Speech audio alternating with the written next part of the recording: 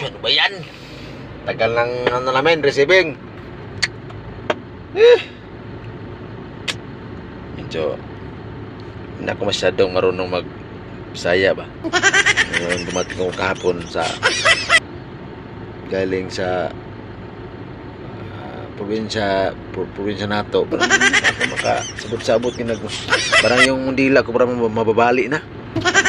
Walang hiya itong Tagalog ito. Para akong dinadala sa pagtagalog ba. Yo, mga idol na nasa Pure Gold be.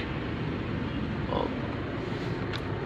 Minute na yung nanginginig na naman yung laman ko kasi nauna kaming dumating dito sa ano, Pure Gold. May nahuli sa pag-receive ng iyang WhatsApp. Dicer na mo nga lagot kayo eh. Pasubo ako sa Tagalog dito ba pag ako ang mainit yung ulo ko, yung mga paningin ko ba. Kaya alam nga galing ang probinsya baka uminit yung mga laman-laman ko dyan. Tabi-tabi sila kasi bibirahan ko sila. Ano yung kasama ko, ang gwardiya na yun, oh.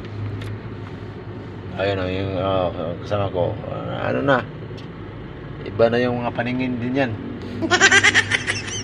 So yun lang yung mga idol.